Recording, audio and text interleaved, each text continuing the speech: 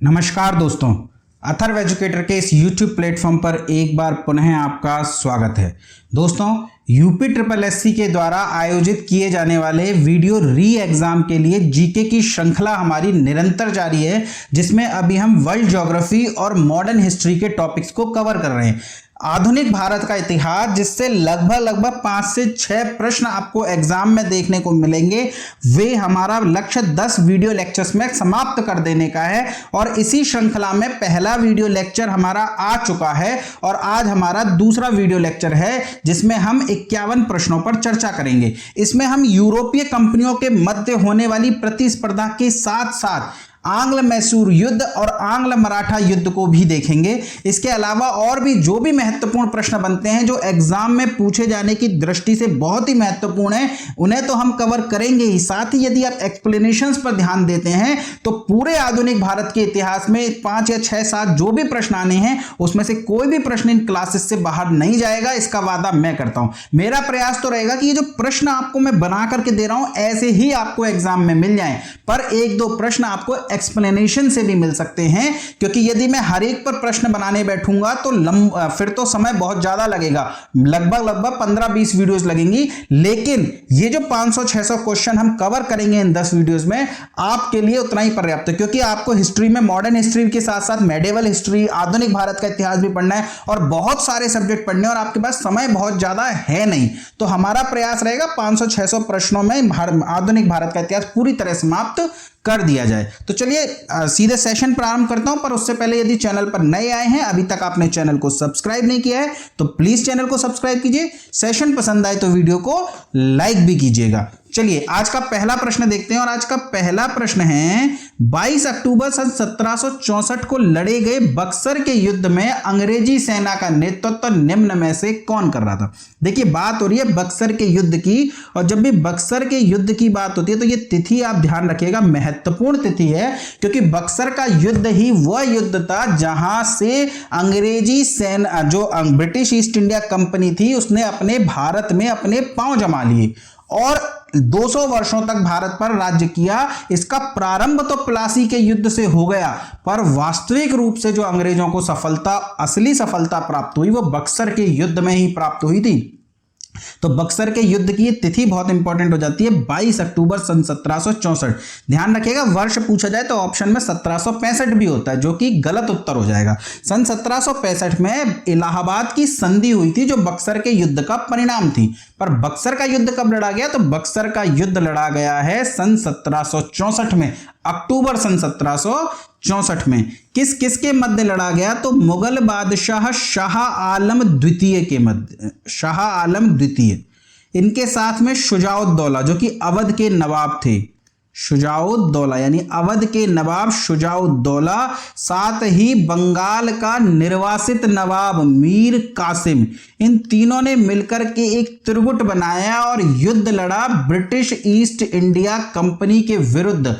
इस युद्ध में ये त्रिगुट शक्ति पराजित हो गई, ये त्रिगुट शक्ति जो है पराजित हो गई और ब्रिटिश ईस्ट इंडिया कंपनी इसमें जीत गई, यानी कि विजित हो गई। आपसे पूछा जा रहा है कि अंग्रेजी सेना का नेतृत्व किसने किया था, तात्पर्य सेनापति कौन था इस सेना युद्ध में, तो वो हो जाएगा हेक्टर मुनरो। यानी बक्सर के युद्ध में अंग्रेजी सेना का जो नेतृत्व कर रहा था वो तो था हेक्टर मुनरो। पर आपसे पूछा जा सकता है कि इस युद्ध के समय बंगाल का गवर्नर कौन था। बंगाल का गवर्नर, देखिए गवर्नर जनरल नहीं पूछ रहा हूं, गवर्नर जनरल का पद सृजित होगा सन 1774 में, और ये बात हो रही है सन 1764। इस समय बंगाल, बंबई और मद्रास, इन तीनों प्रेसिडेंसियों के गवर्नर हुआ करते थे अलग अलग, और सन 1764 बक्सर का युद्ध बंगाल प्रेसिडेंसी में लड़ा जा रहा है, इसलिए जो बंगाल का गवर्नर कौन था ये आपसे पूछा जाएगा। तो ध्यान रखिएगा, इस समय बंगाल के गवर्नर हैं वेंसी टाट। देखिए, क्लाइव नहीं है।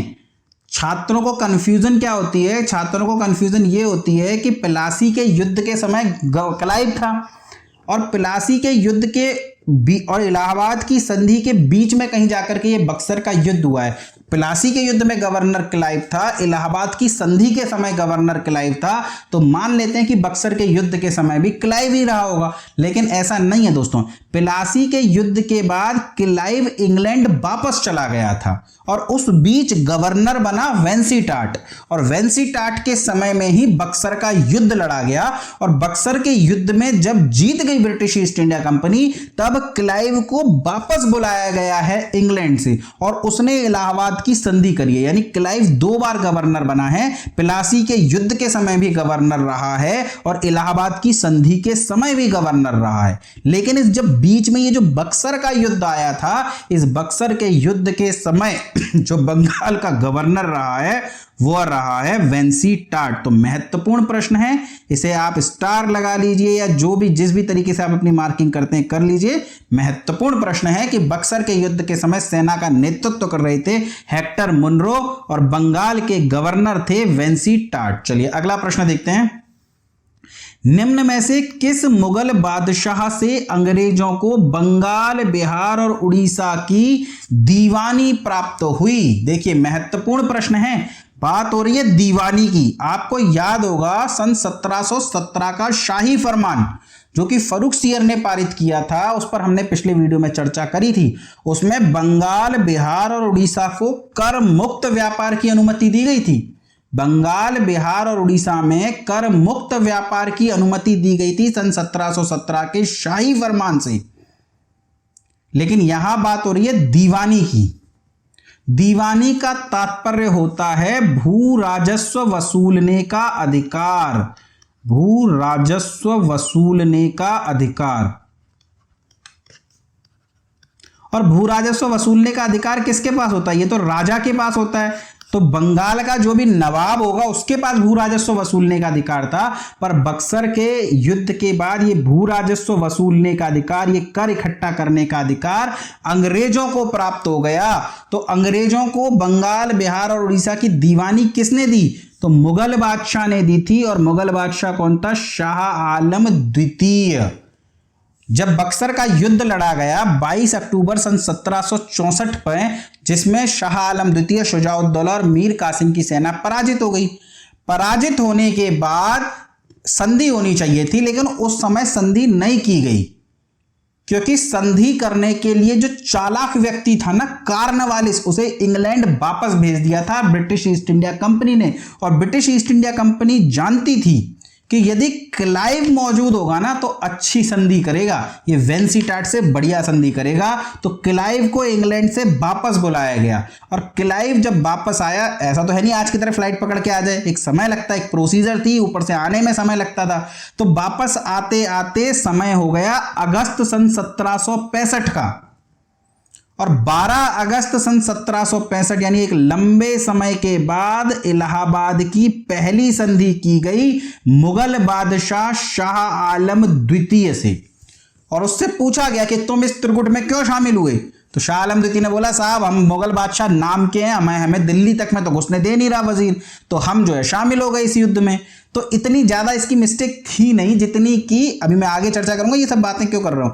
तो इसके साथ अंग्रेज थोड़ी नरमी से पेश किया, अंग्रेजों ने नरमी से बर्ताव किया। और नरमी से बर्ताव करने का दूसरा बड़ा कारण यह था कि अंग्रेजों को बंगाल, बिहार और उड़ीसा की दीवानी चाहिए थी। बंगाल, बिहार और उड़ीसा की दीवानी चाहिए थी। तो बोले दीवानी चाहिए थी तो क्या हुआ, ये तो जो है बंगाल के नवाब से भी ली जा सकती है, पर यदि मुगल बादशाह मोहर लगाएगा ना तो वैधानिकता ज्यादा होगी उस चीज की। चाहे नाम मात्र का ही बादशाह चाहिए, पर बादशाह है तो वैधानिकता ज्यादा है। तो मुगल बादशाह से साइन कराना था बंगाल, बिहार और उड़ीसा की दीवानी को। तो बंगाल, बिहार और उड़ीसा की दीवानी प्रदान की गई, ये तो पहली शर्त है। अब दीवानी के बदले में मुगल बादशाह को भी तो कुछ देना होगा। तो मुगल बादशाह को 26 लाख रुपए की वार्षिक पेंशन दी गई। आपको कहा गया कि आपके पास पैसा ऐसा नहीं है, आपको दिल्ली में घुसने दे नहीं रहा वजीर, तो कोई बात नहीं, हम आपको 26 लाख रुपए वार्षिक पेंशन देंगे। तो बादशाह को चाहिए क्या, कुछ था नहीं उसके पास में। उसने कहा ले लो दीवानी, मेरे बाप की थोड़ी जा रही है, बंगाल की जा रही है, बिहार की जा रही है, उड़ीसा की जा रही है, वो तो वैसे भी मेरे पास नहीं है। तो उसने सर्टिफिकेट पर साइन कर दिए और बदले में अंग्रेजों ने उसे 26 लाख रुपए वार्षिक पेंशन दी। मुगल बादशाह बोला कि सर मेरे पास कुछ एरिया नहीं है, रूल किस पे करूं, नाम का बादशाह हूं मैं, दिल्ली पर तो वजीर बैठा हुआ है।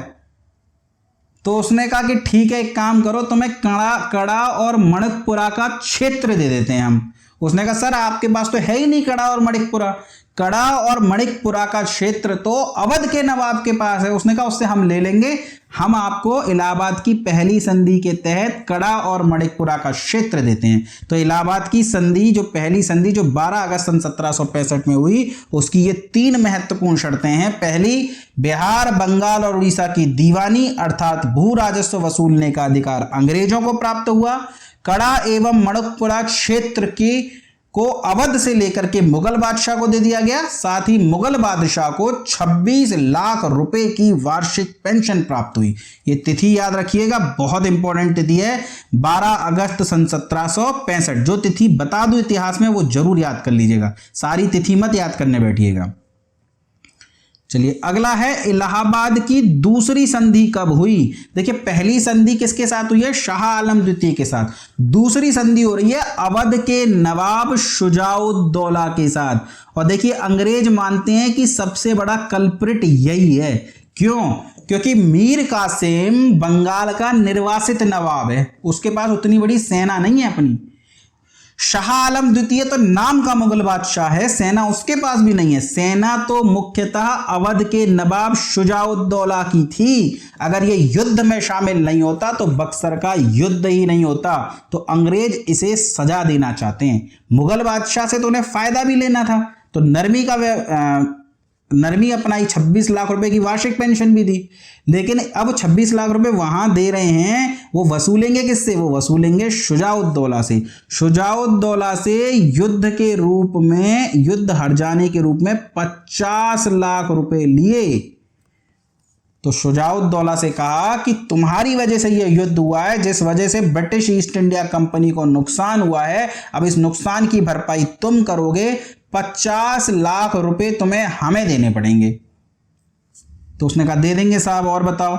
उसने कहा मुगल बादशाह को हम वादा कर चुके हैं कड़ा और मणिकपुरा, जो मणिकपुरा इलाहाबाद में पड़ता है, तो कड़ा और मणिकपुरा इलाहाबाद का क्षेत्र मुगल बादशाह को दिया जाएगा। उसने कहा ठीक है साहब दे दूंगा, और बताइए।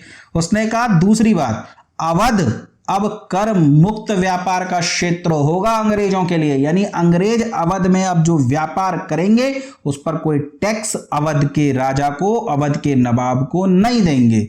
उसने कहा ठीक है साहब मान ली, पराजित राजा सारी शर्तें माननी पड़ेंगी। उसने कहा अवध अब एक मध्यवर्ती राज्य बनाया जाएगा। अब इस मध्यवर्ती राज्य का क्या मतलब है, मध्यवर्ती राज्य का तात्पर्य है कि अवध में एक ब्रिटिश सेना रखी जाएगी और इस ब्रिटिश सेना के रख रखाव का खर्चा अवध चुकाएगा। यानी सोचिए, एक सेना के रखरखाव का खर्चा जो अभी तक ब्रिटिश ईस्ट इंडिया कंपनी चुका रही थी, वो उसका खर्चा कौन चुकाएगा, अब अवध चुकाएगा। और अवध में ये सेना खड़ी है, अवध के राजा पे दबाव रहेगा कि अब ब्रिटिश ईस्ट इंडिया कंपनी के विरुद्ध कोई षड्यंत्र न करे, अदरवाइज ये सेना कुचल के रख देगी। तो इलाहाबाद की दूसरी संधि कब हुई है, देखिए 12 अगस्त, अगर आपको याद है ना, 12 अगस्त सन 1765 इलाहाबाद की पहली संधि, तो उसके 4 दिन बाद यानी 16 अगस्त सन 1765 को इलाहाबाद की दूसरी संधि हुई है। और ये दोनों ही संधियां अंग्रेजों की तरफ से क्लाइव ने करी हैं, ध्यान रखिएगा ये बात। चलिए आगे चलते हैं। बक्सर के युद्ध के बाद राजा बलवंत सिंह को कहां की जागीर प्रदान की गई। तो देखिए बक्सर के युद्ध के बाद एक राजा बलवंत सिंह थे जिन्होंने अंग्रेजों की सहायता करी थी। इनाम स्वरूप उन्हें गाजीपुर और बनारस की जागीर प्रदान की गई। तो बक्सर के युद्ध के बाद राजा बलवंत सिंह को कहां की जागीर प्रदान की गई थी, अगर ये प्रश्न पूछ ले तो उत्तर क्या हो जाएगा, उत्तर हो जाएगा गाजीपुर और बनारस की। चलिए अगला प्रश्न देखते हैं। निम्न में से किसने सिराजुद्दौला की हत्या कर दी? देखिए सिराजुद्दौला बंगाल का नवाब था प्लासी के युद्ध के समय, और प्लासी के युद्ध के समय इस सिराजुद्दौला का सेनापति कौन था? वो सेनापति था मीर जाफर। सेनापति कौन था? तो सेनापति था मीर जाफर। ठीक है, तो इस मीर जाफर ने सिराजुद्दौला के साथ धोखा किया और इस वजह से सिराजुद्दौला पराजित हो गए। प्लासी के युद्ध के बाद सिराजुद्दौला जब पराजित हो गए तो प्लासी के मैदान से वे चले गए, मरे नहीं प्लासी के युद्ध में, लेकिन मीर जाफर के पुत्र मीरन ने सिराजुद्दौला को धोखे से मार दिया। ये मीरन कौन था? तो ये मीरन था मीर जाफर का बेटा, मीर जाफर का बेटा। तो सिराजुद्दौला को न तो अंग्रेजों ने मारा है न मीर जाफर ने मारा है, सिराजुद्दौला को मारा है मीर जाफर के बेटे मीरन ने। चलिए अगला प्रश्न देखते हैं। निम्न में से किस इतिहासकार का कथन है कि प्लासी के युद्ध ने मध्यकालीन भारत के इतिहास का अंत कर दिया? मेल्सन, नेल्सन, यदुनाथ सरकार या तारानाथ? तो ध्यान रखिएगा ये जो कथन है ये यदुनाथ सरकार का है। यदुनाथ सरकार मानते हैं कि मध्यकालीन भारत का इतिहास जो कि दिल्ली सल्तनत के इतिहास से प्रारंभ हुआ था वह प्लासी के युद्ध पर आकर समाप्त हो जाता है। प्लासी के युद्ध के बाद जो इतिहास है उसे हम आधुनिक भारत का इतिहास कहेंगे। तो मध्यकालीन भारत के इतिहास का अंत कर दिया है प्लासी के युद्ध ने। यह कथन था यदुनाथ सरकार का। इसके अलावा एक इतिहासकार और याद रखिएगा, मेल्सन। मेल्सन ने प्लासी के युद्ध के विषय में कहा है कि इतना प्रभावी और तेजी से परिणाम देने वाला यह पहला युद्ध था। ऐसा क्यों कहा है? क्योंकि जो बंगाल की सेना थी ना दोस्तों वो बहुत बड़ी थी। सिराजुद्दौला के पास एक बड़ी सेना थी, जबकि अंग्रेजों की सेना, क्लाइव की सेना बहुत छोटी थी। लेकिन मीर जाफर इस सेना का सेनापति था जो कि अंग्रेजों से मिल गया। अब जब युद्ध के मैदान में खड़े हैं मीर जाफर और सिराजुद्दौला और सामने अंग्रेज खड़े हैं, तो ये सिराजुद्दौला पूरी तरह से भरोसा कर रहा है कि इतनी बड़ी सेना के आगे ये अंग्रेज टिक नहीं पाएंगे। और मीर जाफर सिराजुद्दौला को उकसा रहा है कि सरकार ये देखो छोटी सी सेना है अंग्रेजों की, इन्हें तो अभी हम चुटकियों में पराजित कर देंगे।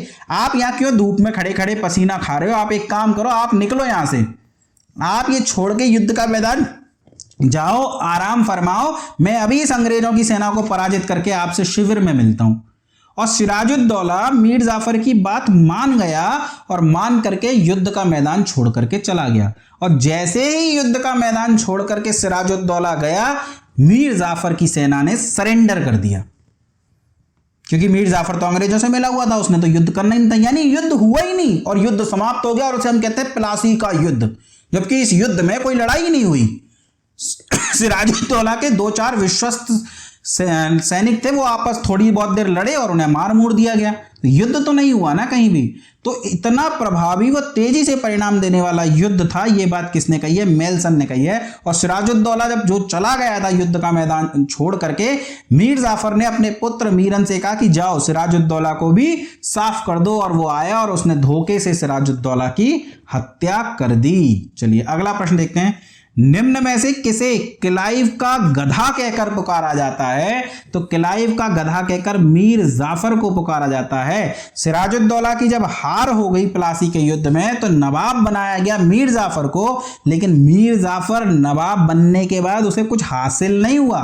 क्यों? क्योंकि बंगाल में जितना पैसा था वो सारा पैसा उसने अंग्रेजों को देना पड़ता था। अंग्रेजों ने बड़े बड़े टैक्स लगा दिए मीर जाफर पे, और मीर जाफर उस टैक्स को चुकाने की चिंता में ही लगा रहा। तो जो बंगाल का नवाब बनके मैं ऐश करूंगा जो वो सोच रहा था, ऐसा कुछ नहीं हुआ। जब उसकी लगातार विवाद होता रहा अंग्रेजों से, अंग्रेज उससे पैसा मांगते थे, मीर जाफर कहता था भैया मेरे पास पैसा नहीं है, मैं कैसे दूं? और अंग्रेजों से धमकी देते थे कि अगर तू पैसा नहीं देगा तो हम तुझे हटा देंगे, तू पैसा नहीं देगा तो हम तुझे हटा देंगे। ऐसा कैसा नवाब? ऐसा लग रहा था कोई नौकरी कर रहा है, भाई साहब काम नहीं करा तो निकाल के फेंक देंगे नौकरी से। और अंत में अंग्रेजों ने मीर जाफर को हटा करके मीर कासिम को बंगाल का नवाब बना दिया। तो क्लाइव का गधा कह करके पुकारा जाता है इस मीर जाफर को कि क्लाइव ने तो इसे गधा बनाया था, गधा बना के रख दिया, नवाब तो कोई इनका भी नहीं था ये। ठीक है, तो ये हालत थी मीर जाफर की। चलिए आगे चलते हैं। निम्न में से बंगाल के किस गवर्नर ने मीर जाफर को बंगाल के नवाब के पद से हटा दिया। देखिए, क्लाइव ने प्लासी का युद्ध जीता और प्लासी के युद्ध को जीतने के बाद उसने मीर जाफर को बंगाल का कठपुतली नवाब बनाया। लेकिन इस युद्ध के बाद क्लाइव को इंग्लैंड वापस बुला लिया गया और क्लाइव के बाद हॉलवेल एक अस्थाई गवर्नर बना। यानी क्लाइव चला गया, नया गवर्नर आया नहीं है, तो हॉलवेल को अस्थाई गवर्नर बना दिया। था तो ये अस्थाई गवर्नर, पर ये अपने आप को पूरी तरह गवर्नर समझ रहा था और मीर जाफर से लगातार पैसे की मांग कर रहा था। मीर जाफर ने सोचा कि यार ये तो अस्थाई गवर्नर है, फिर भी मुझसे पैसे मांगे जा रहा है। मीर जाफर से उसका विवाद हो गया, लेकिन चलो मीर जाफर फिर भी बंगाल का नवाब बना रहा। मीर जाफर के हॉलवेल की जगह पर, यानी हॉलवेल अस्थाई गवर्नर था, टेम्परेरी गवर्नर था, हॉलवेल की जगह पर वेंसीटाट परमानेंट गवर्नर बन के आया। जब ये आया तो हॉलवेल ने से भड़का दिया कि साहब मीर जाफर हमारा गधा है, हमारा गुलाम है, कठपुतली नवाब है, पर पैसे नहीं दे रहा। क्लाइव को तो उसने बहुत पैसे दे के भेज दिया और हमको तो कुछ नहीं मिल रहा ना, हमें तो कोई पैसा नहीं मिल रहा, तो आप इससे पैसा मांगो, आप भी रखो मैं भी रखूंगा। तो वेंसीटाट ने भी मीर जाफर पर पैसे को लेकर के दबाव बनाया। मीर जाफर बोला भैया अब तो मेरे पास पैसा है ही नहीं, चाहे तो मार डाल मुझे, चाहे बंगाल के नवाब के पद से हटा दे, भिखारी बनकर के रह गया हूं, मेरे पास अब कोई पैसा नहीं है। तो वेंसीटाट ने कहा जब तू भिखारी है तो तू एक काम कर, 15,000 रुपये वार्षिक पेंशन पकड़ और निकल यहां से। इसे वार्षिक पेंशन देकर के कलकत्ता भेज दिया गया और मीर जाफर के स्थान पर मीर कासिम को बंगाल का नवाब बना दिया गया। मीर कासिम स्वयं में एक अमीर व्यक्ति था, मीर जाफर का दामाद था और मीर कासिम को बंगाल का नवाब बना दिया। ठीक है, तो मीर जाफर के बाद बंगाल का नवाब कौन बना? वो बना मीर कासिम।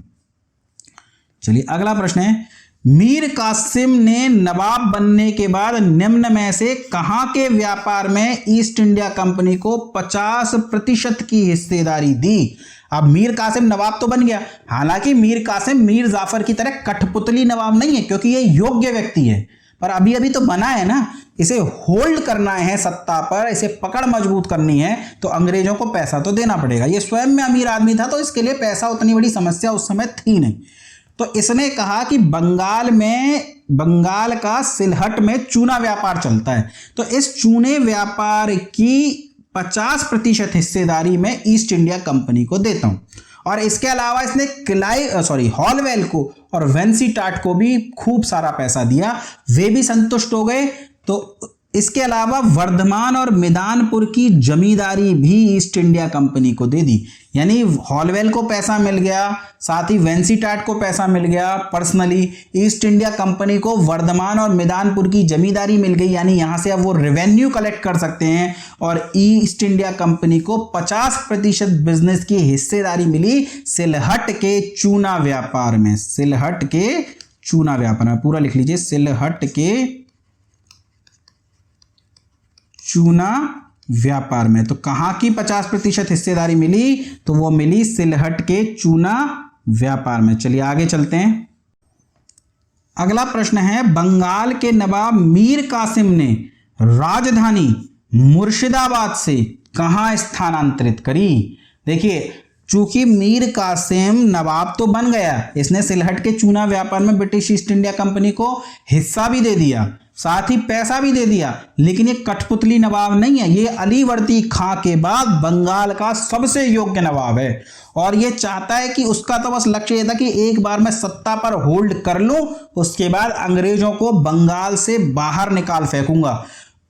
इसी वजह से इन अंग्रेजों से दूर रहने के लिए, षड्यंत्रों से बचने के लिए राजधानी उसने मुर्शिदाबाद से मुंगेर स्थानांतरित कर दी। अब आपसे प्रश्न पूछा जा सकता है कि मुर्शिदाबाद राजधानी किसने बनाई थी? तो याद कीजिए, मुर्शिद कुली खां, बंगाल का पहला स्वतंत्र नवाब, जो कि राजधानी ढाका से मुर्शिदाबाद लेकर के आया था।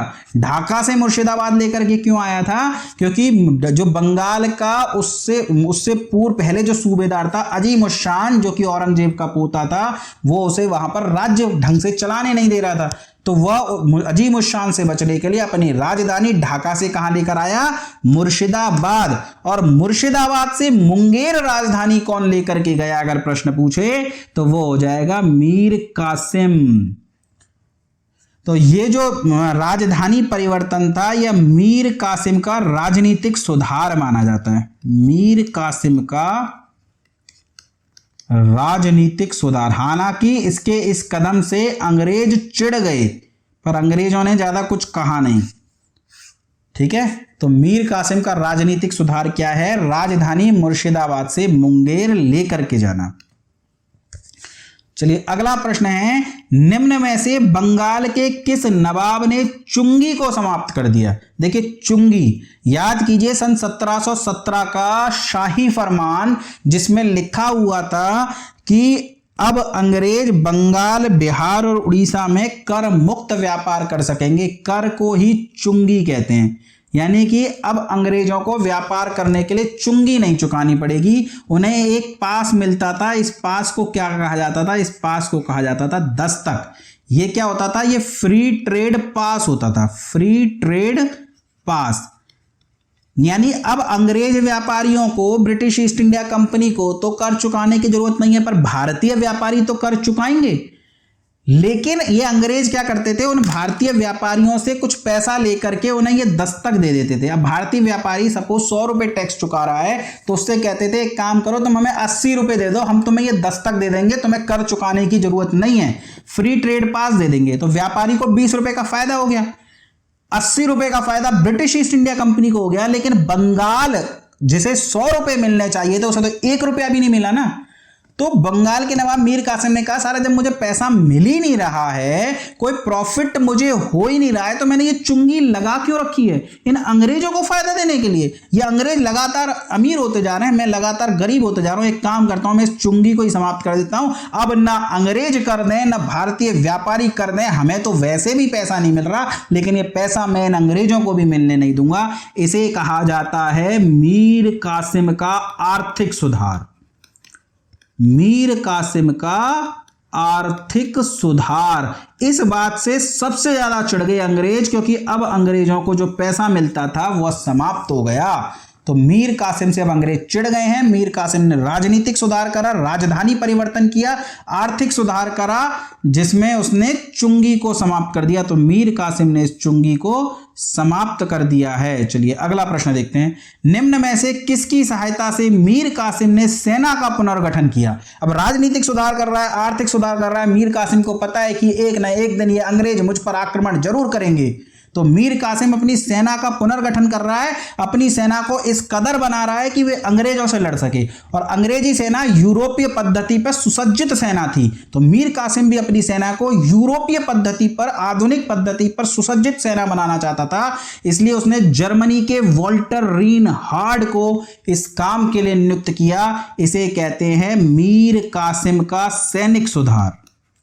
मीर कासिम का सैन्य सुधार, यानी राजनीतिक सुधार भी मीर कासिम ने करे हैं, आर्थिक सुधार भी मीर कासिम ने करे हैं, और सैन्य सुधार भी मीर कासिम ने करे हैं। इस बात से तंग होकर अंग्रेजों ने क्या किया? फाइनली अंग्रेजों ने मीर कासिम को निकाल फेंका है, बंगाल के नवाब के पद से हटा दिया है मीर कासिम को, और मीर कासिम के स्थान पर मीर जाफर को पुनः बंगाल का नवाब बना दिया। यानी पहले सिराजुद्दौला के बाद नवाब बना मीर जाफर, मीर जाफर के बाद नवाब बना है कौन? मीर कासिम। मीर कासिम के बाद दोबारा नवाब बना है मीर जाफर, और ये जो मीर कासिम था ये चला गया कहां? अवध के नवाब के पास में, और मुगल बादशाह शाह आलम द्वितीय, अवध के नवाब शुजाउद्दौला और मीर कासिम ने एक त्रिगुट बनाया और बक्सर का युद्ध लड़ा गया। तो बक्सर के युद्ध के समय बंगाल का नवाब निम्न में से कौन था? क्या मीर कासिम था? नहीं, वो तो निर्वासित कर दिया गया। मीर जाफर को राजा बना दिया, बंगाल का नवाब बना दिया गया। तो क्या मीर का जाफर था? बिल्कुल नहीं, क्योंकि मीर जाफर बंगाल का नवाब बना तो जरूर है, पर 22 अक्टूबर सन 1764 को जब बक्सर का युद्ध लड़ा जा रहा है, उससे पहले ये मीर जाफर मर चुका है, मर चुका है। तो बंगाल का नवाब नहीं हो सकता। तो बंगाल का नवाब था कौन? मीर जाफर का बेटा नजमुद्दौला। ध्यान रखिएगा, मीर जाफर का एक बेटा आपने मीरन पढ़ा जिसने सिराजुद्दौला की हत्या करी, और इसी का एक बेटा है नजमुद्दौला जो कि बंगाल का नवाब बना मीर जाफर के बाद, और यही नजमुद्दौला बक्सर के युद्ध के समय बंगाल का नवाब था। तो थोड़ा कंफ्यूजिंग मामला है, मीर जाफर का बेटा। देखिए, प्लासी के युद्ध के बाद मीर जाफर बना नवाब, मीर जाफर को हटा दिया, मीर कासिम को बना दिया। मीर कासिम ने सैन्य सुधार किए, राजनीतिक सुधार किए, आर्थिक सुधार किए, इससे तंग आ गए अंग्रेज, मीर कासिम को भी हटा दिया, दोबारा से मीर जाफर को बनाया। मीर कासिम क्योंकि कोई कठपुतली तो था नहीं, उसने कहा ठीक है मैं अभी तुम पे अटैक करूंगा, तो अटैक होना है बक्सर के युद्ध के रूप में, लेकिन तब तक मीर जाफर मर गया। मीर जाफर के बाद जो नवाब बना वो नजमुद्दौला बना। तो बक्सर का युद्ध जो कि 22 अक्टूबर सन 1764 को लड़ा गया, उस समय यदि आपसे पूछ लिया जाए कि बंगाल का नवाब कौन था तो नजमुद्दौला था। बक्सर के युद्ध के बाद हमने इलाहाबाद की प्रथम संधि, इलाहाबाद की दूसरी संधि को पूरे विस्तार से पढ़ चुके हैं। इसके अलावा हमने पढ़ा बलवंत सिंह को कहां की जागीर प्रदान की गई, तो गाजीपुर और बनारस की जागीर प्रदान की गई। चलिए, प्लासी का युद्ध समाप्त हो गया, बक्सर का युद्ध समाप्त हो गया। बक्सर के युद्ध में दीवानी प्राप्त हो गई है बंगाल, बिहार और उड़ीसा की, यानी भू राजस्व वसूलने का अधिकार प्राप्त हो गया है। ध्यान रखिएगा ये सारी बातें। चलिए अगला प्रश्न देखते हैं, बंगाल में द्वैध शासन कब तक लागू रहा? कब तक लागू रहा से पहले तो आपको यह पढ़ना पड़ेगा ना कि द्वैध शासन लगाया कब गया। तो द्वैध शासन लगाया गया है सन 1765 में। किसने लगाया है? तो क्लाइव ने लगाया है। और कब तक रहा है? तो सन 1772 तक रहा है। किसने हटाया है? वारेन हेस्टिंग्स ने हटाया है। ये 4 प्रश्न हैं दोस्तों, चारों प्रश्न एग्जाम में पूछे जाते हैं। बंगाल में द्वैध शासन कब लगाया गया? तो सन 1765 में लगाया गया। किसने लगाया? तो क्लाइव ने लगाया। कब तक रहा या कब समाप्त किया गया? तो सन 1772 में समाप्त किया गया। किसने समाप्त किया? तो बंगाल के गवर्नर वारेन हेस्टिंग्स ने समाप्त किया। गवर्नर ने समाप्त किया, गवर्नर जनरल बाद में बनेगा ये सन 1774 में। इस समय तक ये बंगाल का गवर्नर है वारेन हेस्टिंग। तो कब से कब तक रहा? तो सन 1765 से 72 तक रहा, यानी कि प्रश्न का उत्तर तो सन 1772 हो जाएगा। पर यह द्वैध शासन है क्या दोस्तों? तो याद कीजिए, बक्सर का युद्ध, आपको भू राजस्व वसूलने का अधिकार तो प्राप्त हो गया। अंग्रेज पैसा तो वसूलना चाहते हैं पर किसी भी प्रकार की जिम्मेदारी नहीं उठाना चाहते। राजा के पास 2 जिम्मेदारियां होती हैं, एक तो अधिकार होता है कि वो भू राजस्व वसूले, टैक्स वसूले, बदले में जनता की सुरक्षा करे। तो भू राजस्व वसूलने के अधिकार को कहते हैं दीवानी अधिकार, जनता की सुरक्षा करने को कहते हैं निजामती अधिकार। तो अंग्रेजों ने कहा हम तो केवल भू राजस्व वसूलेंगे, सुरक्षा करना नवाब का काम है। तो सोचो, पैसा तो तुम ले जाओ, नवाब सुरक्षा कैसे करेगा? तो नवाब अब केवल नाम मात्र का रह गया। बंगाल में होनी है अराजकता। क्यों? क्योंकि पैसा अंग्रेज लेके जा रहे हैं जो सुरक्षा करने को तैयार नहीं। सुरक्षा करने का काम नवाब के पास है जिसके पास पैसा नहीं। तो बंगाल में क्या शुरू होगा? बंगाल में शुरू होगा अराजकता। इसी वजह से इस द्वैध काल को, शासन के काल को, सन 1765 से 1772 के काल को लूट का काल कहा जाता है। क्या कहा जाता है? लूट का काल। चलिए आगे चलते हैं। और अगला जो क्वेश्चन है वो है, सियारुल मुतखरीन के लेखक निम्न में से कौन है? देखिए इंपॉर्टेंट पुस्तक है, पिछले वीडियो में भी हमने चर्चा करी थी। सियारुल मुतखरीन गुलाम हुसैन की पुस्तक है जो बंगाल के युद्ध, प्लासी के युद्ध के बारे में, बक्सर के युद्ध के बारे में जानकारी देते हैं अपनी पुस्तक में। और कल हमने चर्चा करी थी कि इस पुस्तक में हर छोटी मोटी बात लिखी गई है, लेकिन इसमें काल कोठरी की घटना का जिक्र नहीं है। काल कोठरी की घटना जिसका जिक्र हॉलवेल करता है, इसी वजह से माना जाता है कि काल कोठरी की जो घटना है वो एक मन घड़ंत कहानी है। तो सियारुल मुतखरीन के लेखक कौन है? गुलाम हुसैन। ये बक्सर के युद्ध के बाद जो इलाहाबाद की प्रथम संधि हुई थी ना 12 अगस्त सन 1765 को, उस संधि के बारे में कहते हैं कि इलाहाबाद की प्रथम संधि को करने में उतना वक्त भी नहीं लगा जितना एक गधा खरीदने में लगता है। यानी तुच्छ काम है गधा खरीदना, और इतनी बड़ी संधि जिससे भारत के भविष्य का निर्माण हो रहा है वो भी बहुत कम समय में तय हो गई। यानी संधि कब होती है? जब डिस्कशन चलता है एक लंबा चौड़ा।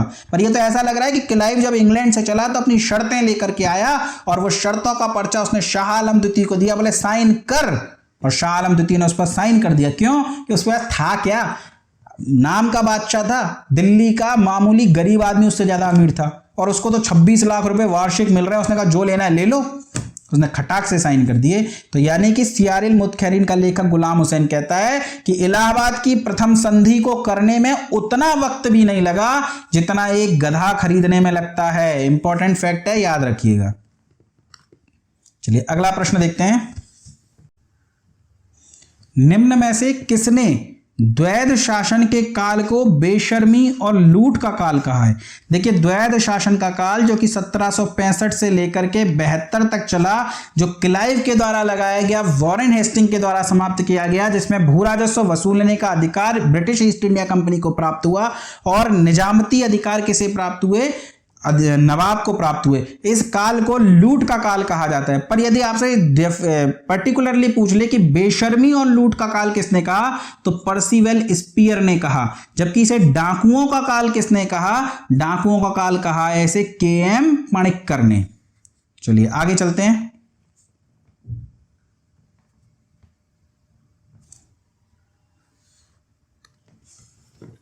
अगला प्रश्न है, निम्न में से मोहम्मद, ये मोहम्मद नहीं है दोस्तों, मोहम्मद है, मोहम्मद राजा खां, एक्चुअली ये पूरा ये आप नाम दोबारा लिख लीजिए, मोहम्मद रजा खान नाम है ये, मोहम्मद रजा खान कहाँ का उप दीवान नियुक्त किया गया? बिहार, बंगाल, उड़ीसा या बंबई? तो देखिए, सन 1765 में जब द्वैध शासन लगाया गया, द्वैध शासन के तहत भू राजस्व वसूलना था अंग्रेजों को, लेकिन उस समय तक अंग्रेजों के पास इतना अच्छा इंफ्रास्ट्रक्चर था ही नहीं, इतनी अच्छी पकड़ भारतीयों में थी नहीं कि वो भू राजस्व वसूल लें। उन्हें समझ ही नहीं आएगा भू राजस्व वसूला कैसे जाए। तो भू राजस्व वसूलने के लिए उन्होंने 3 उप दीवान नियुक्त कर दिए। दीवान तो ब्रिटिश ईस्ट इंडिया कंपनी हो गई, अब उप दीवान नियुक्त कर दिए। उन्होंने कहा तुम वसूलो हमारे बिहाफ पे पैसा और हमें ला करके दो। तो बिहार का उप दीवान जिसे नियुक्त किया गया वो था शिताब राय। बंगाल का उप दीवान जिसे नियुक्त किया गया था वो था मोहम्मद रजा खान, और उड़ीसा का उप दीवान जिसे नियुक्त किया गया था वो थे राय दुर्लभ। देखिए, उड़ीसा का तो पूछा नहीं गया है, पर बिहार और बंगाल के कई बार पूछे गए हैं, तो हो सकता है उड़ीसा का भी पूछ लिया जाए। आप ये तीनों याद रखिएगा, बिहार का उप दीवान शिताब राय, बंगाल का उप दीवान मोहम्मद रजा खान, उड़ीसा का राय दुर्लभ खान। तो मोहम्मद रजा खान कहाँ का उप दीवान था? ऐसी स्थिति में प्रश्न का उत्तर हो जाएगा बंगाल का। चलिए अगला प्रश्न देखते हैं। भारत के कितने भूभाग पर स्थायी बंदोबस्त व्यवस्था लागू की गई? देखिए, ये भू राजस्व वसूलने की व्यवस्था थी। 3 प्रकार की व्यवस्थाएं थी, एक स्थायी व्यवस्था, रैयतवाड़ी व्यवस्था और महालवाड़ी व्यवस्था।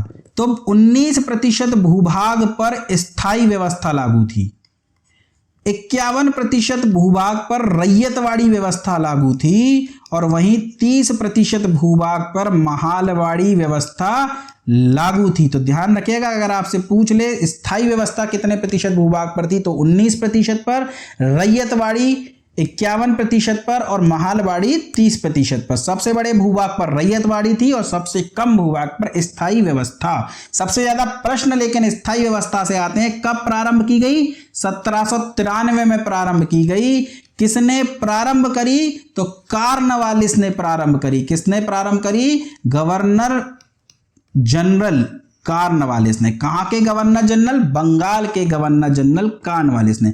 कहां पर? तो बंगाल में, बिहार में, उड़ीसा में, जहां की दीवानी प्राप्त हुई थी, और साथ ही वाराणसी के कुछ क्षेत्रों में, यानी बनारस के कुछ क्षेत्रों में, वाराणसी के कुछ क्षेत्रों में। तो यूपी वालों ध्यान रखिएगा, स्थायी बंदोबस्त व्यवस्था कहाँ हुई थी? तो उसमें वाराणसी के कुछ क्षेत्र भी शामिल हैं। तो ऐसी स्थिति में प्रश्न का उत्तर क्या हो जाएगा? प्रश्न का उत्तर हो जाएगा 19%। चलिए आगे चलते हैं।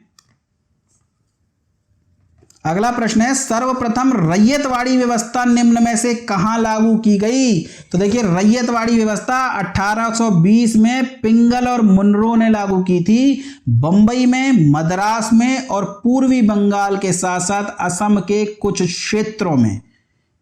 बंगाल, बिहार, उड़ीसा और वाराणसी के कुछ क्षेत्रों में स्थायी व्यवस्था थी, वहीं बंबई, मद्रास, साथ ही पूर्वी बंगाल और असम के कुछ क्षेत्रों में रैयतवाड़ी व्यवस्था थी। रैयतवाड़ी व्यवस्था कितने प्रतिशत भूभाग पर थी? 51% भूभाग पर।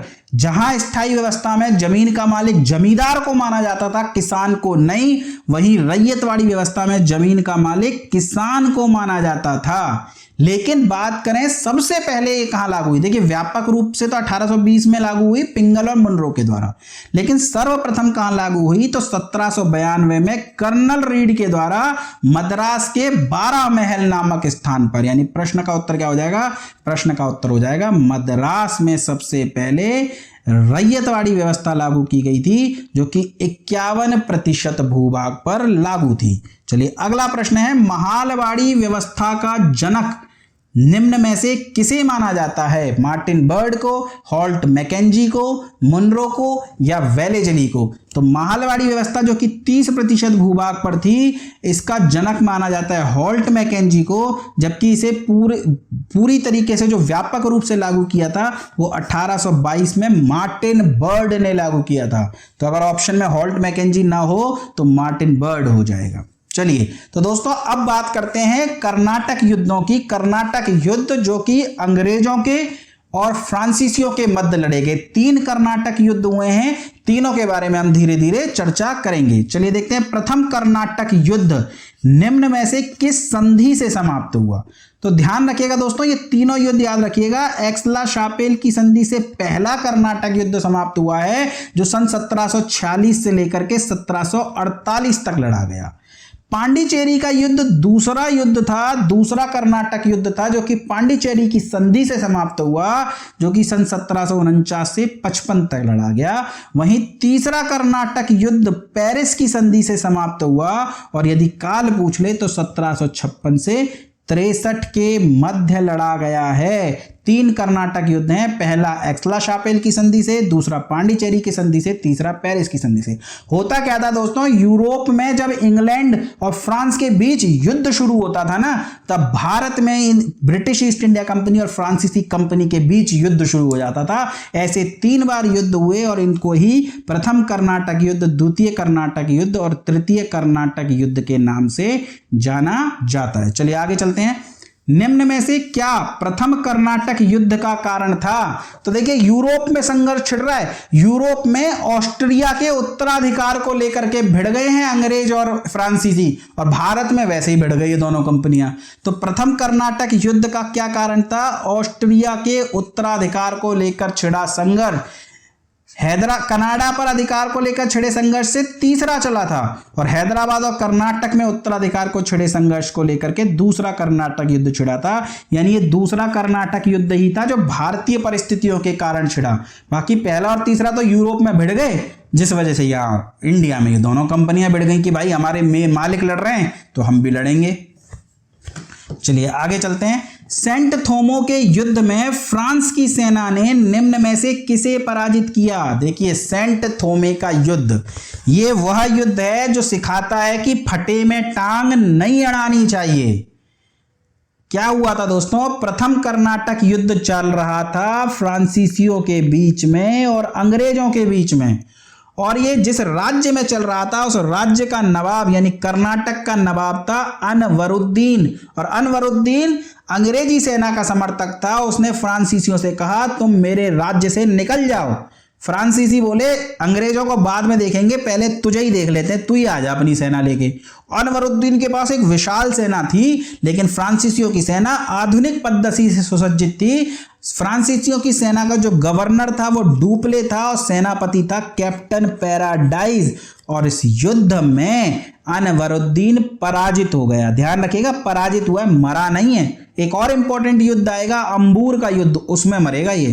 तो सेंट थोमे का युद्ध फ्रांसीसियों के बीच और कर्नाटक के नवाब अनवरुद्दीन के बीच लड़ा गया, जिसमें अनवरुद्दीन पराजित हुआ।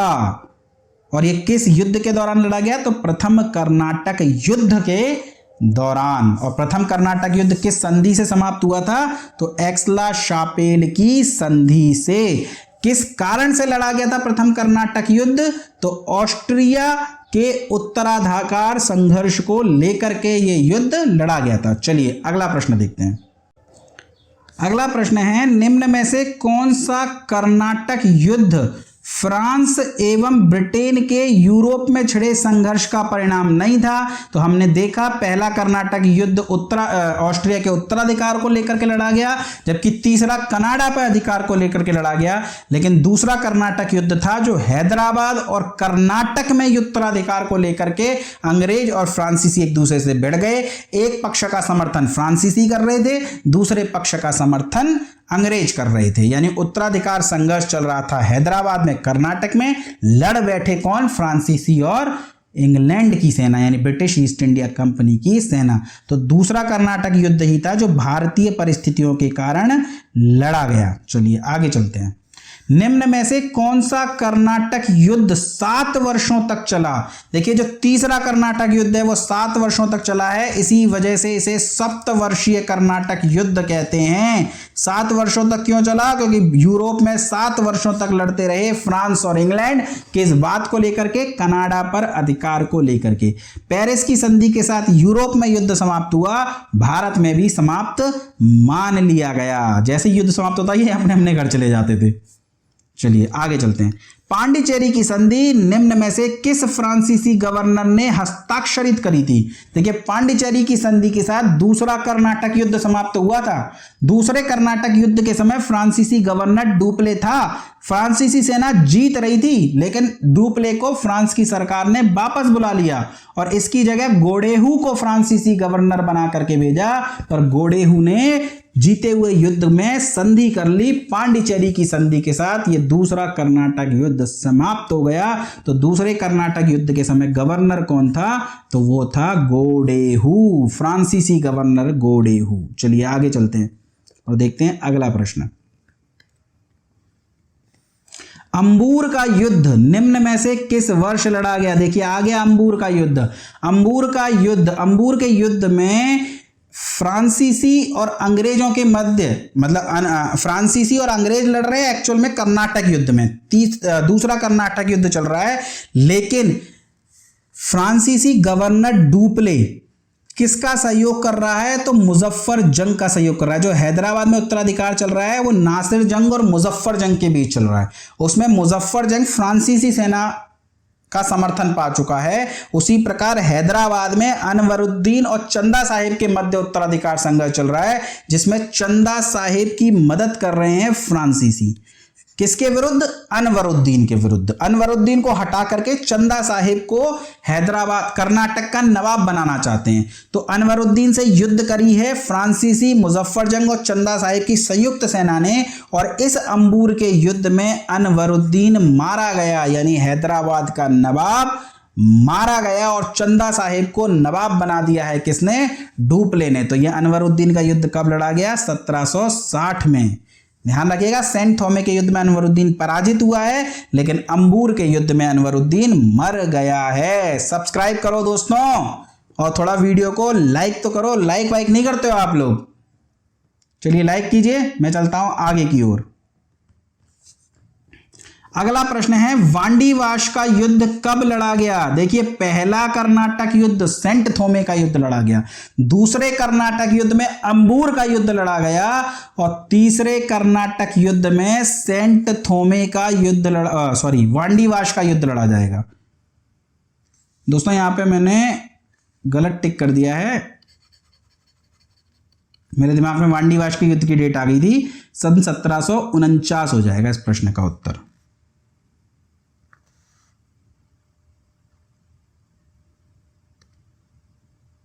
चलिए आगे देखते हैं,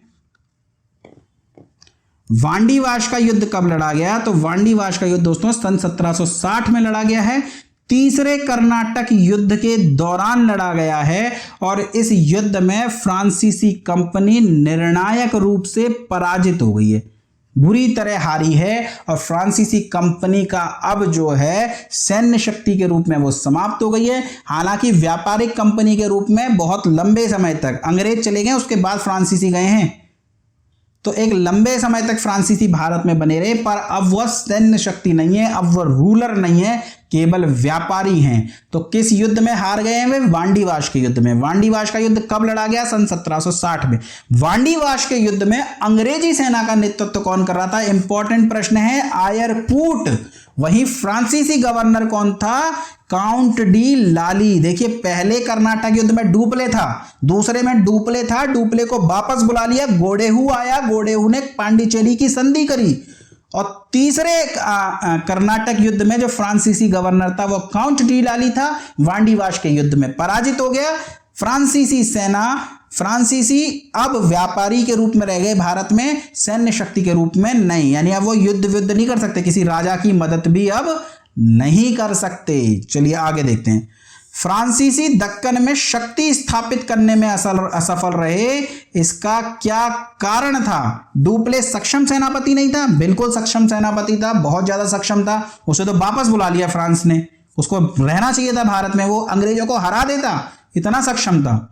अंग्रेजी फौज शक्तिशाली थी, ये बिल्कुल सही बात है। वास्तव में अंग्रेजी जो ब्रिटिश ईस्ट इंडिया कंपनी थी वो एक प्राइवेट कंपनी थी, वो पैसा खर्च करती थी, जबकि फ्रांसीसी कंपनी एक सरकारी कंपनी थी। सरकारी काम कैसा होता है? हर देश में लगभग एक जैसा ही होता है। तो इसी वजह से फ्रांसीसी हार गए, क्योंकि अंग्रेजों की फौज शक्तिशाली थी। चलिए आगे चलते हैं। निम्न में से कौन सा प्रथम यूरोपियन व्यक्ति था जिसने भू क्षेत्र अर्जित करने के उद्देश्य से भारतीय राजाओं के झगड़े में भाग लेने की नीति प्रारंभ करी? देखिए, ये अंग्रेजों की नीति है, फूट डालो राज करो, लेकिन ये नीति मूल रूप से अंग्रेजों की नहीं है। अंग्रेजों ने तो ये नीति सीखी डुप्ले से।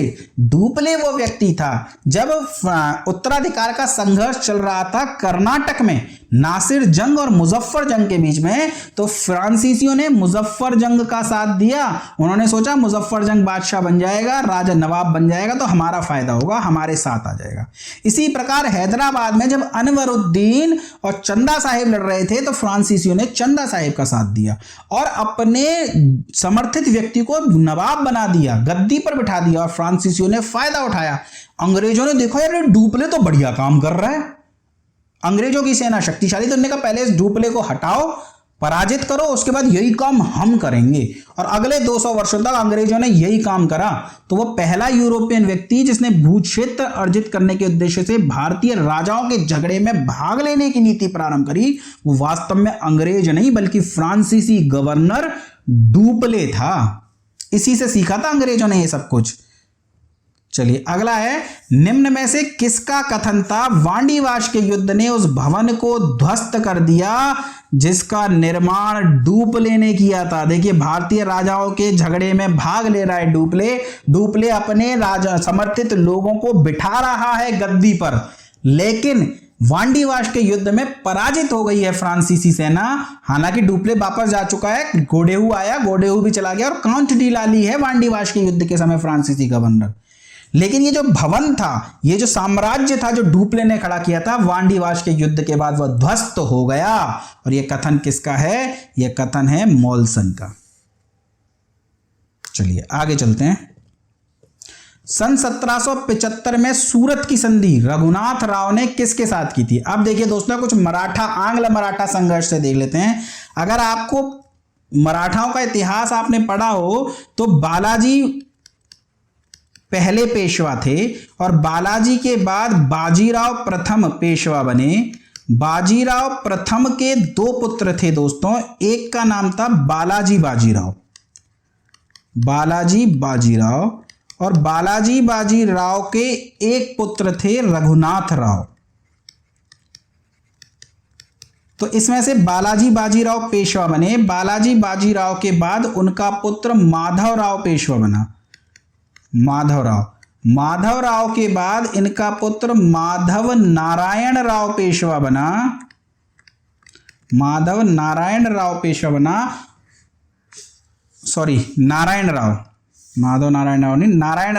बने। और इस नारायण राव की हत्या कर दी किसने? रघुनाथ राव ने। क्यों? क्योंकि ये खुद पेशवा बनना चाहते थे। रघुनाथ राव ने नारायण राव की हत्या कर दी, लेकिन नाना फडणवीस ने रघुनाथ राव को पेशवा नहीं बनने दिया, बल्कि नारायण राव की पत्नी गर्भवती थी। गर्भवती पत्नी गर्भ में जो संतान थी, पता ही नहीं था बेटा या बेटी, फिर भी उसे पेशवा घोषित कर दिया और नाना फडणवीस सारा साम्राज्य संभालने लग गए। और जब पुत्र का जन्म हुआ माधव नारायण राव का, तो वह पेशवा बन गए, माधव नारायण राव। यानी इतने मेहनत के बाद भी ये रघुनाथ राव पेशवा नहीं बन पाया। पेशवा बनने के लिए अंग्रेजों की शरण में चला गया और बंबई प्रेसिडेंसी के साथ में इसने सूरत की संधि करी। सूरत की संधि सन 1775 में किसके साथ करी? तो बंबई प्रेसिडेंसी के साथ करी। किसके साथ करी? तो बंबई प्रेसिडेंसी के साथ ये संधि करी और अंग्रेजों से कहा तुम हमें पेशवा बनवा दो, बदले में जो चाहे सो ले लो। तो किसके साथ हो रही है? बंबई प्रेसिडेंसी के साथ में। चलिए अगला प्रश्न है, सूरत की संधि के प्रत्युत्तर में पूना दरबार ने अंग्रेजों से कौन सी संधि करी? देखिए सूरत की संधि हो रही है रघुनाथ राव और बंबई प्रेसिडेंसी के बीच में, जबकि रेगुलेटिंग एक्ट के तहत बंगाल प्रेसिडेंसी सुप्रीम थी और बंगाल प्रेसिडेंसी में जो इस समय गवर्नर है वो है वॉरेन हेस्टिंग। और वॉरेन हेस्टिंग ने कहा कि ये बंबई प्रेसिडेंसी से क्यों करी गई है संधि?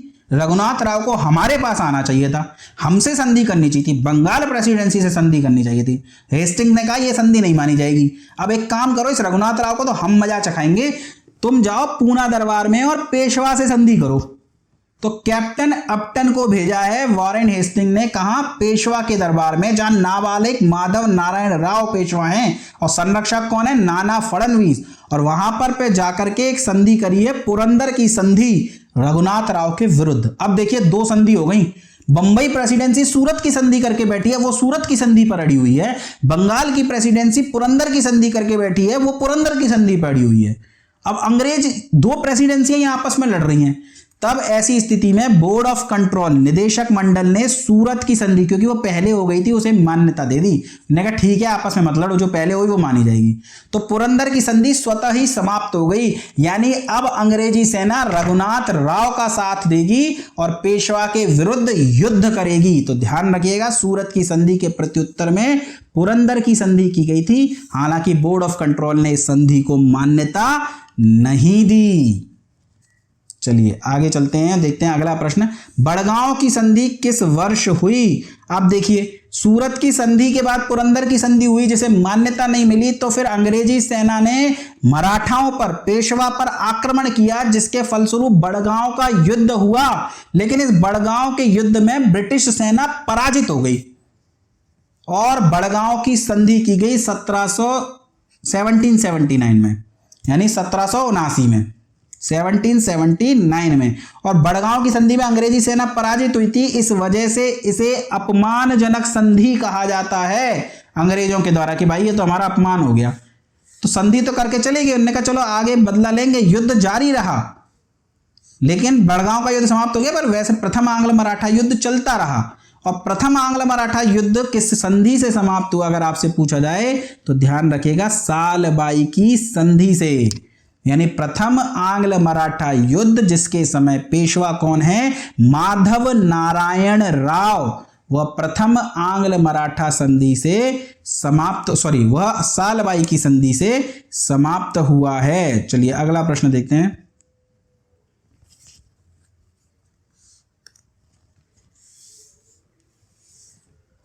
द्वितीय आंग्ल मराठा युद्ध सन 1795-1818, इस युद्ध के समय पेशवा कौन था? तो ध्यान रखिएगा, दूसरा आंग्ल मराठा युद्ध जो था वह बाजीराव द्वितीय के लालच का परिणाम था।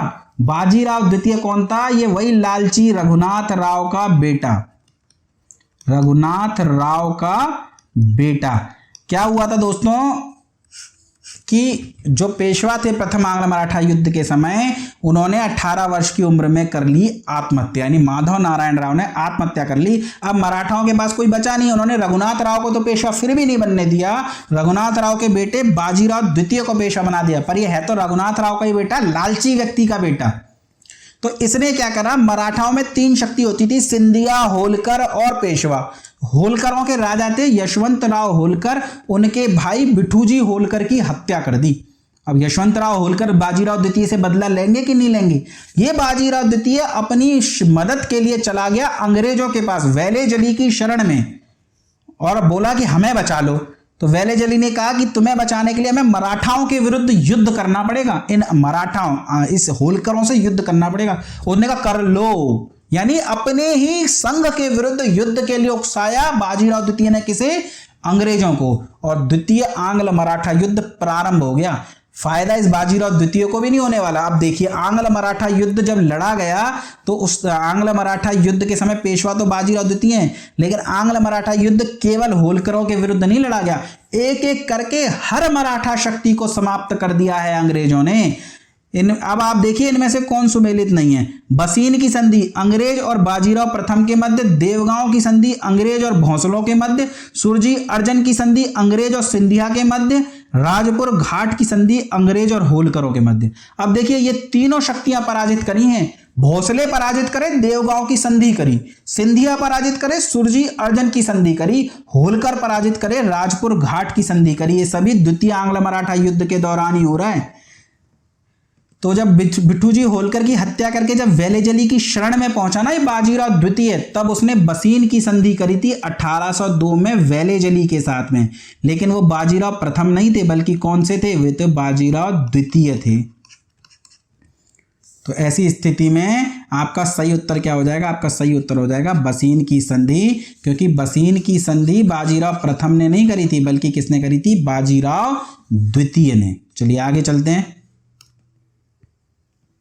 द्वितीय आंग्ल मराठा युद्ध के बाद निम्न में से किस अंग्रेज अधिकारी को पूना में रेजिडेंट नियुक्त किया गया? देखिए मैंने कहा था ना, दूसरे आंग्ल मराठा युद्ध से हाथ इसके भी कुछ नहीं लगना बाजीराव द्वितीय के।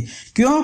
क्योंकि भोसले, होलकर और सिंधिया ये तो पराजित हो गए, लेकिन ये जो बाजीराव द्वितीय जो पेशवा बन गया था, इसके पूना में अंग्रेजों ने अपनी सेना रख दी और कहा इस सेना का खर्च अब तुम उठाओगे, और एक रेजिडेंस नियुक्त कर दिया। उस रेजिडेंट का नाम क्या था? एल्फिस्टन। यानी एक तरीके से देखा जाए तो इसकी आजादी भी छिन गई।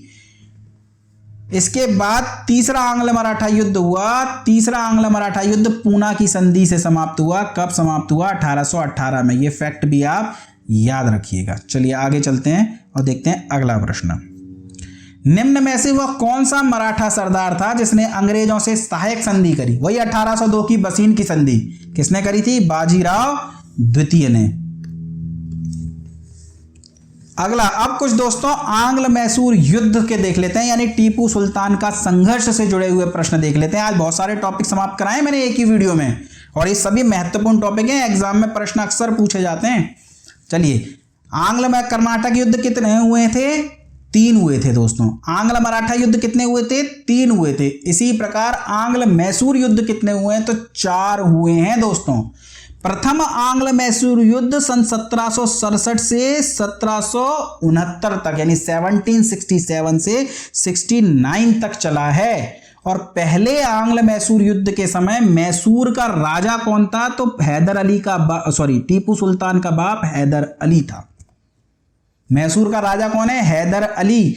और पहला आंग्ल मैसूर युद्ध किस संधि से समाप्त हो रहा है? तो मद्रास की संधि से समाप्त हो रहा है। पहले आंग्ल मैसूर युद्ध में अंग्रेजों की पराजय हुई है, हैदर अली जीत गया और मद्रास की संधि करी है। और इसलिए वजह से इस मद्रास की संधि को क्या कहा जाता है? प्रतिरक्षात्मक संधि। याद कीजिए, बड़गांव की संधि अपमानजनक संधि, मद्रास की संधि प्रतिरक्षात्मक संधि। और मद्रास के समय में इस युद्ध के समय में मद्रास का गवर्नर कौन है? तो वारेन हेस्टिंग्स है। मैसूर का राजा कौन है? हैदर अली है। युद्ध कब से कब तक चला? तो 1767 से लेकर के 69 के बीच में। किस संधि से समाप्त हुआ? मद्रास की संधि से। कब हुई मद्रास की संधि? तो 69 में हुई ना, जब युद्ध समाप्त हुआ, यानी 1769 में। उसी प्रकार मैंगलोर की संधि से दूसरा आंग्ल मैसूर युद्ध समाप्त हुआ है। श्रीरंगपट्टनम की संधि से तीसरा आंग्ल मैसूर युद्ध समाप्त हुआ है। तो पहला समाप्त हुआ है मद्रास की संधि से, दूसरा समाप्त हुआ मैंगलोर की संधि से, और तीसरा समाप्त हुआ श्रीरंगपट्टनम की संधि से। ये सभी प्रश्न पूछे जाते हैं। चलिए अगला है, टीपू सुल्तान ने ब्रिटिश सेना को सन 1780 में हराया था। हैदराबाद में, पोलीलूर में, श्रीरंगपट्टनम में या निजामाबाद में? तो देखिए सन 1780 में टीपू सुल्तान की सेना ने ब्रिटिश ईस्ट इंडिया कंपनी की सेना को हराया था। और वो युद्ध कहां लड़ा गया था? तो वो युद्ध लड़ा गया था पोलीलूर में। चलिए अगला है, ब्रिटिश जनरल जिसने हैदर अली को पोर्टो नोवो के युद्ध में हराया, वह ब्रिटिश जनरल कौन था? तो वह ब्रिटिश जनरल कौन था? तो वह था आयरकूट। ध्यान रखिएगा, पोलीलूर का युद्ध लड़ा गया है सन 1780 में, जिसमें टीपू सुल्तान जीत गया। पोर्टो नोवो का युद्ध लड़ा गया है सन 1781 में, जिसमें हैदर अली पराजित हुए। और पोर्टो नोवो के युद्ध में सेनापति कौन था अंग्रेजी सेना का? यह प्रश्न भी आया हुआ प्रश्न है। तो जनरल आयरकूट था। और यह युद्ध कब हो रहा है? पोलीलूर का युद्ध या पोर्टो नोवो का युद्ध द्वितीय आंग्ल मैसूर युद्ध के समय। और द्वितीय आंग्ल मैसूर युद्ध कब से कब तक चला? तो 1780 से 84 तक चला। किस संधि से समाप्त हुआ? तो मंगलौर की संधि से समाप्त हुआ। ये सारे फैक्ट मैंने यहां लिख दिए हैं दोस्तों। चलिए आगे चलते हैं। टीपू सुल्तान ने अपनी राजधानी बनाई। तो टीपू सुल्तान की राजधानी क्या थी? श्रीरंगपट्टनम थी। श्रीरंगपट्टनम में ही चौथे आंग्ल मैसूर युद्ध के समय मृत्यु हुई है टीपू सुल्तान की। तो चौथा आंग्ल मैसूर युद्ध किसी संधि से समाप्त नहीं हुआ, बल्कि टीपू सुल्तान की मृत्यु से समाप्त हुआ है 1799 में। चलिए अगला प्रश्न है, किसने टीपू सुल्तान को नई रीति पर चलने वाली एक अशांत आत्मा कहा है? तो टीपू सुल्तान को अशांत आत्मा किसने कहा है? तो वह कहा है दोस्तों थॉमस मुनरो ने। फैक्चुअल फैक्ट्स हैं, कुछ समझाने को नहीं है, ध्यान रखिएगा। चलिए अगला है, निम्नलिखित में से किसने विदेशों में आधुनिक पद्धति से दूतावास स्थापित किए? इस प्रश्न का उत्तर भी टीपू सुल्तान हो जाएगा दोस्तों। टीपू सुल्तान अपने समय से आगे की सोचता था। जैसे आज विदेशों में दूतावास होते हैं ना, एम्बेसडर्स होते हैं, इसी प्रकार अपने जमाने में विदेशों में दूतावास स्थापित किए थे टीपू सुल्तान ने। अगर टीपू सुल्तान चौथे आंग्ल मैसूर युद्ध में बच जाता ना, तो थोड़े समय में कई विदेशियों की सेना अंग्रेजों के विरुद्ध खड़ी कर देता। हालांकि उसके बाद क्या होता, वे कंपनियां, वे सेनाएं भारत में क्या करती, वो सब बाद का विषय है, लेकिन वो अपनी रक्षा करने में सफल हो जाता। तो आधुनिक पद्धति से दूतावास किसने स्थापित किए? टीपू सुल्तान ने। साथ ही ये फैक्ट्स याद रखिएगा, टीपू सुल्तान ने जैकोबिन क्लब की सदस्यता ली। स्वतंत्रता का वृक्ष कहां लगाया? तो श्रीरंगपट्टनम में। स्वयं को नागरिक टीपू कहता था। कई देशों में दूतावास स्थापित किए और श्रृंगेरी मंदिर को पुनरुद्धार हेतु योगदान दिया। तो सत्य असत्य में प्रश्न आ जाते हैं, तो ये फैक्ट्स आप याद रखिएगा। चलिए फटाफट से कुछ और प्रश्न देख लेते हैं। टीपू सुल्तान अंग्रेजों के साथ युद्ध में कब मारे गए? तो सन 1799 में चौथे आंग्ल मैसूर युद्ध के समय मारे गए। कहां मारे गए? श्रीरंगपट्टनम में। और चौथे आंग्ल मैसूर युद्ध के समय गवर्नर जनरल कौन था? वेलेजली। तीसरे आंग्ल मैसूर युद्ध के समय गवर्नर जनरल कौन था? कॉर्नवालिस। दूसरे आंग्ल मैसूर युद्ध के समय बंगाल का गवर्नर कौन था? Warren Hasting. और पहले आंग्ल मैसूर युद्ध के समय मद्रास का गवर्नर कौन था? Warren Hastings. ये प्रश्न ध्यान रखिएगा। प्रथम आंग्ल मैसूर युद्ध में वारेन हेस्टिंग कहां का गवर्नर था? तो मद्रास का गवर्नर था, मद्रास प्रेसिडेंसी का गवर्नर था। दूसरे आंग्ल मैसूर युद्ध के समय बंगाल का गवर्नर था। और तीसरे आंग्ल मैसूर युद्ध के समय में बंगाल का गवर्नर जनरल था। तीसरे आंग्ल मैसूर युद्ध के समय कॉर्नवालिस बंगाल का गवर्नर जनरल था। और चौथे आंग्ल मैसूर युद्ध के समय वेलेजली बंगाल का गवर्नर जनरल था। देखिए आगे प्रश्न। द्वितीय आंग्ल मैसूर युद्ध में वारेन हेस्टिंग बंगाल का गवर्नर जनरल। तृतीय आंग्ल मैसूर युद्ध में कॉर्नवालिस बंगाल का गवर्नर जनरल। और चौथे आंग्ल मैसूर युद्ध में वेलेजली बंगाल का गवर्नर जनरल। लेकिन जो आंग्ल नेपाल युद्ध हुआ था वो किसके समय में हुआ था? तो वो वारेन हेस्टिंग नहीं था दोस्तों, हेस्टिंग्स था, लेकिन वो हेस्टिंग्स वारेन हेस्टिंग्स नहीं था, उसे लॉर्ड हेस्टिंग्स के नाम से ज्यादा जाना जाता है, जो कि आंग्ल नेपाल युद्ध के समय गवर्नर जनरल था। तो इस प्रश्न का उत्तर क्या हो जाएगा? इस प्रश्न का उत्तर हो जाएगा बी, ये वारेन हेस्टिंग्स से अलग व्यक्ति है। चलिए आगे देखते हैं अगला प्रश्न। प्रथम आंग्ल मैसूर युद्ध मद्रास की संधि, द्वितीय आंग्ल मैसूर युद्ध मंगलौर की संधि, तृतीय आंग्ल मैसूर युद्ध श्रीरंगपट्टनम की संधि और चतुर्थ आंग्ल मैसूर युद्ध पांडिचेरी की संधि।